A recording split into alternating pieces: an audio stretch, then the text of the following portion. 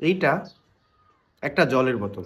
আর আমার যদি তৃষ্ণা লাগে তাহলে অবশ্যই জলের বোতলের যে ঢাকনাটা আছে সেটা আমাকে খুলতে হবে এবং এখানে যে জল আছে সেটা আমার খাইতে হবে, তারপরে আমার তৃষ্ণা মিটবে।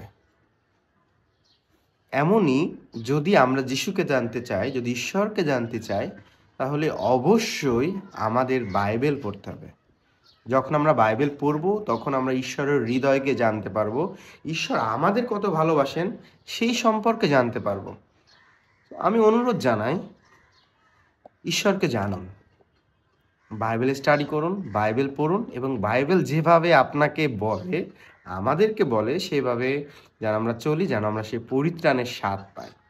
সো ঈশ্বর আপনাদের আশীর্বাদ করুন। আসুন আমরা বেশি বেশি ঈশ্বরকে জানি এবং ঈশ্বরের হৃদয়কে জানার চেষ্টা করি, বাইবেল স্টাডি করি। তাহলে আমরা যিশুকে জানতে পারবো, তাহলে আমরা ঈশ্বরের প্রেম সম্পর্কে জানতে পারবো। God bless you.